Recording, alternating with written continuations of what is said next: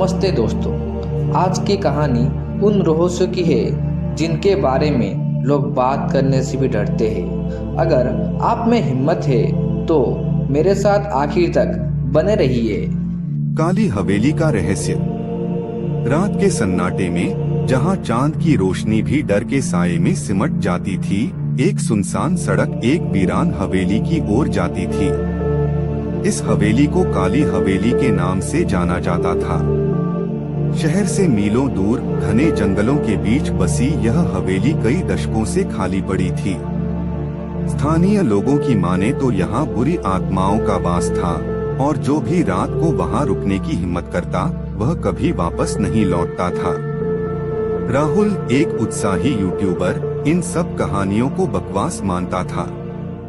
उसे horror video बनाने का जुनून था और अपने चैनल के लिए कुछ रोमांचक फुटेज की तलाश में वह अपने दो दोस्तों समीर और नेहा के साथ काली हवेली जाने का फैसला करता है। समीर और नेहा थोड़ा डरे हुए थे, लेकिन राहुल के जोश के आगे उनकी एक न चली। वे एक पुरानी जीप में सवार होकर हवेली की ओर निकल पड़े। जैसे जैसे वे हवेली के करीब पहुंच रहे थे, माहौल और भी डरावना होता जा रहा था। हवा में एक अजीब सी ठंडक थी, मानो कोई अदृश्य ताकत उन्हें आगे बढ़ने से रोक रही हो। जीप की हेडलाइट्स में दूर से ही हवेली का विशाल और भयानक ढांचा नजर आ रहा था। उसकी टूटी फूटी दीवारें और बंद खिड़कियां किसी डरावनी पेंटिंग का हिस्सा लग रही थीं। हवेली के मुख्य द्वार पर पहुंचकर जीप रुक गई। एक चरमराहट की आवाज के साथ राहुल ने दरवाजा खोला और वे अंदर दाखिल हुए। अंदर घोर अंधेरा था। टॉर्च की रोशनी में उन्होंने देखा कि हवेली की हालत बहुत खराब थी। धूल की मोटी परत हर चीज पर जमी थी, जाले लगे हुए थे और हवा में एक अजीब पुरानी गंध फैली हुई थी।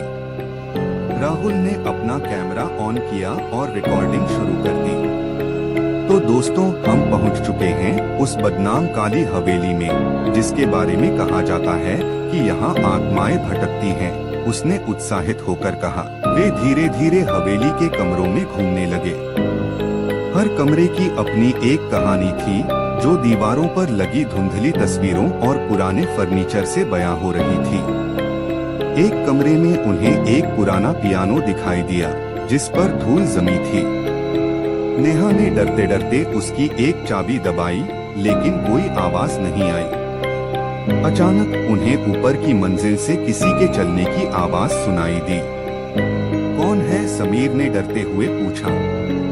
राहुल ने नेहा और समीर को शांत रहने का इशारा किया और टॉर्च लेकर सीढ़ियों की ओर बढ़ा।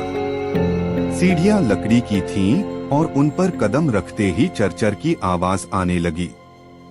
ऊपर की मंजिल पर गलियारा बहुत लंबा था। वे एक एक करके कमरे चेक कर रहे थे। एक कमरे में उन्हें एक बड़ा पुराना आईना दिखा। समीर ने मजाक में कहा, लगता है यहाँ कोई भूतनी रहती होगी जो तैयार होती होगी। तभी आईने में नेहा ने अपने पीछे एक सफेद साड़ी पहने औरत की परछाई देखी। वह चीख पड़ी और पीछे मुड़ी, लेकिन वहाँ कोई नहीं था। समीर और राहुल ने सोचा कि नेहा डर गई है, लेकिन नेहा को यकीन था कि उसने कुछ देखा था। माहौल अब तनावपूर्ण हो चुका था। समीर और नेहा ने वापस जाने की जिद की, लेकिन राहुल नहीं माना। उसने कहा, अभी तो असली मजा शुरू हुआ है, हमें कुछ फुटेज मिलनी चाहिए। वे आगे बढ़े और एक बंद दरवाजे के पास पहुंचे। दरवाजा अंदर से बंद था। राहुल ने धक्का देने की कोशिश की, लेकिन वह टस से मस नहीं हुआ। तभी दरवाजे के नीचे से हल्के धुएं जैसी कोई चीज बाहर आने लगी और हवा में सड़ी हुई चीज की बदबू फैल गई। यह देखकर तीनों घबरा गए। वे भागकर नीचे की मंजिल पर आए और बाहर निकलने वाले दरवाजे की ओर लपके। लेकिन दरवाजा जो उन्होंने खुला छोड़ा था अब बंद था। उन्होंने दरवाजा खोलने की कोशिश की, लेकिन वह भी अंदर से बंद लग रहा था। वे समझ गए कि वे हवेली में फंस चुके हैं। तभी हवेली की सारी लाइटें जो बंद पड़ी थीं, अचानक से जल उठीं और पियानो से डरावना संगीत बजने लगा। संगीत इतना भयानक था कि उनके रोंगटे खड़े हो गए। यहाँ सच में कुछ है, समीर चिल्लाया। वे भागकर एक कमरे में छिप गए। कमरे में अंधेरा था और वहाँ सिर्फ एक छोटी खिड़की थी। राहुल ने खिड़की से बाहर कूदने की कोशिश की, लेकिन खिड़की लोहे की सलाखों से बंद थी। तभी उन्हें दरवाजे पर खरोंचने की आवाज सुनाई दी, जैसे कोई नाखून या पंजे से खरोंच रहा है। राहुल और समीर ने किसी तरह नेहा को उठाया और कमरे के कोने में लगी एक बड़ी अलमारी के पीछे छिप गए। खरोंचने की आवाज अब फिर से शुरू हो गई थी और इस बार वह आवाज दरवाजे के बिल्कुल पास थी। दरवाजा जोर से खुला और अंदर एक भयानक आकृति दाखिल हुई। वह एक औरत की आत्मा थी, जिसके शरीर पर गहरे जख्म थे और आंखें पूरी तरह सफेद थीं। वह हवा में तैर रही थी और उसकी नजरें राहुल और समीर को ढूंढ रही थीं। समीर ने डर के मारे आंखें बंद कर ली, लेकिन राहुल ने हिम्मत करके अपना कैमरा ऑन किया और आत्मा की वीडियो बनाने लगा। आत्मा ने उन्हें देख लिया और उनकी तरफ तेजी से बढ़ने लगी। भागो, राहुल चिल्लाया। वे नेहा को वहीं छोड़कर भागने लगे। आत्मा उनके पीछे थी। वे सीढ़ियों से नीचे उतरे और मुख्य हॉल में पहुंचे। हवेली में अजीब अजीब चीजें होने लगी। पेंटिंग्स दीवारों से गिर रही थीं, बल्ब फूट रहे थे और फर्नीचर अपने आप हिलने लगा था। भागते भागते वे किचन में पहुंचे। वहां उन्हें एक चाकू दिखा।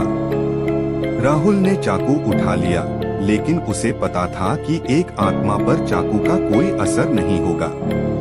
तभी समीर को एक पुराना अखबार का टुकड़ा मिला, जिसमें लिखा था कि इस हवेली की मालकिन की हत्या उसके ही पति ने की थी और उसकी लाश हवेली के तहखाने में छिपा दी थी। हमें तहखाने में जाना होगा, समीर ने कहा। उन्होंने तहखाने का दरवाजा ढूंढा, जो किचन के एक कोने में था। दरवाजा बहुत पुराना और भारी था। उन्होंने जोर लगाकर दरवाजा खोला और अंदर दाखिल हुए। तहखाने में बहुत ज्यादा अंधेरा और बदबू थी। टॉर्च की रोशनी में उन्होंने देखा कि तहखाने के बीचों बीच एक पुराना संदूक रखा था। वे संदूक की तरफ बढ़े, लेकिन तभी आत्मा फिर से सामने आ गई। इस बार वह ज्यादा गुस्से में थी और उसके शरीर के जख्मों से खून टपक रहा था। तुम यहाँ क्या कर रहे हो? आत्मा ने भयानक आवाज में पूछा। हम तुम्हें आजाद करने आए हैं, राहुल ने हिम्मत जुटाकर कहा। आत्मा एक पल के लिए रुक गई। राहुल और समीर ने मौके का फायदा उठाया और संदूक खोला। संदूक के अंदर मालकिन के गहने और कुछ पुराने कागजात थे। तभी उनकी नजर एक डायरी पर पड़ी। डायरी में मालकिन ने लिखा था कि उसका पति उसे मारना चाहता था क्योंकि वह किसी और औरत से प्यार करता था।